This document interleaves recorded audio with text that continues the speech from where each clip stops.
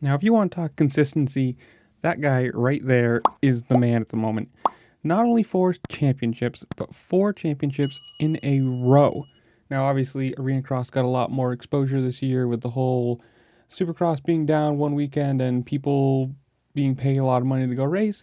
So it's good for the sport and good for them and good for him. I mean, it proved that he can still get the points, hold everyone off, and just be a champion.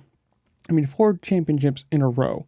But yes, it's Arena Cross is probably not, a lot of people look at it as the not as competitive or whatever you want to call it, little brother of Supercross. But to win 4 championships in a row, you got to say, is pretty good for him. And to, not have an off night, not crash, and especially in the season finale, to go 1-1. It wasn't like he took the night off. He didn't backslide and just kind of roll it through. No, he went out and raced and won both nights. So great job for Kyle Peters.